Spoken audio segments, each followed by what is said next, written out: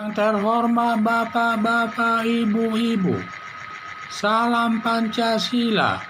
Bapak-bapak, Ibu-ibu yang melihat video saya ini, tolong jangan lupa subscribe, like, dan di-share. Sifatnya gratis. Pada hari Selasa, tanggal 18 Januari tahun 2022 ini, saya akan mengomentari Wapres Ma'ruf Amin menahan Bahar Smith bukan kriminalisasi ulama. Bahar Smith telah menuding Presiden Joko Widodo banci, sedangkan Dudung Abdul Rahman dituding Jenderal Baliho, dan juga menuding juga kalau tidak ada orang Arab yang ke Indonesia, Dudung Abdul Rahman masih menyembah pohon, dan Dudung Abdul Rahman katanya suka mengomentari agama Islam padahal bukan bidangnya. Akibatnya Habib Hussein melaporkan Bahar Smith ke polisi atau ke Polda Jawa Barat. Selanjutnya atas laporan Habib Hussein, lalu polisi menangkap dan menahan Bahar Smith dan pendukungnya. Bahar Smith menyatakan polisi mengkriminalisasi ulama. Kata Wakil Presiden Republik Indonesia Ma'ruf Amin, tudingan mengkriminalisasi ulama tidak benar. Yang benar ulama yang melanggar hukum ditahan polisi, masuk dalam penegakan hukum.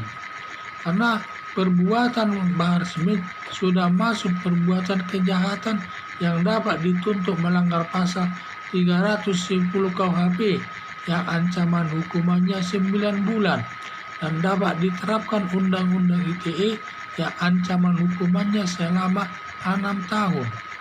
Polisi bertindak adil berlandaskan asas equality before the law atau persamaan hak di depan hukum, baik statusnya ulama, pejabat tinggi, pengusaha besar, tokoh masyarakat, tokoh agama. Kalau bersalah harus dihukum sesuai aturan hukum yang berlaku.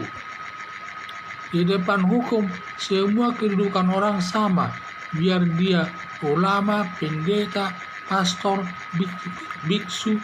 Kalau melakukan kesalahan atau kejahatan harus dihukum sesuai perbuatannya. Harapan saya, pernyataan Wakil Presiden Ma'ruf Amin yang dihukum bukan kriminalisasi ulama, tetapi yang dihukum ulama yang melakukan pidana atau kejahatan, termasuk melakukan penegakan hukum. Sehingga setiap ulama yang melakukan kejahatan tentu dihukum, maka nanti dia termasuk saja diselesaikan lewat penegakan hukum. Jadi tidak ada istilahnya melakukan kriminalisasi ulama, karena semua sama kedudukan orang di hadapan hukum, baik dia ulama, baik dia masyarakat biasa, tokoh agama, tokoh masyarakat, pengusaha besar dan sebagainya. Kalau dia melakukan kejahatan ya harus dihukum sesuai dengan perbuatannya. Yang prosesnya itu nanti dimulai dari kepolisian. Pertama-tama diperiksa polisi dulu. Setelah memenuhi minimal 2 alat buktinya, baru ditingkatkan ke tahap penyidikan. Dan selanjutnya setelah masuk ke dalam tahap penyidikan sudah bisa ditangkap dan ditahan. Seperti sekarang perkara Bahar Smith sudah masuk tahap penyidikan, sehingga dia sudah bisa ditangkap dan ditahan polisi. Selesai nanti perkaranya di kepolisian, dilimpahkan nanti itu perkara Bahar Smith itu ke jaksa. Lalu di jaksa nanti akan diteli berkas perkaranya, terutama syarat formil dan syarat materialnya. Bila dipenuhi nanti syaratnya itu, tinggal nanti jaksa minta kepada polisi agar mengirimkan tersangka dan barang bukti daripada Bahar Smith tersebut ke Kejaksaan Agung untuk disidangkan. Selanjutnya, Kejaksaan Agung menyidangkan perkara Bahar Smith tersebut ke Pengadilan Negeri. Dan di Pengadilan Negeri nanti semua saksi-saksi yang dijadikan saksi diperiksa di hadapan masyarakat umum. karena sidang itu terbuka untuk umum. Siapapun boleh menghadiri sidang tersebut. Sehingga nanti saksi akan memeriksa semua saksi-saksi, saksi ahli, surat, dan juga tersangka dan barang buktinya.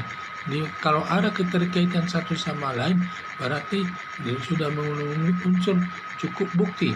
Kalau sudah dipenuhi minimal 2 alat buktinya, maka hakim nanti dapat menetapkan Bahar Smith tersebut sebagai terbukti. Kalau sudah terbukti nanti Bahar Smith tersebut bisa dijatuhkan hakim sesuai dengan perbuatannya.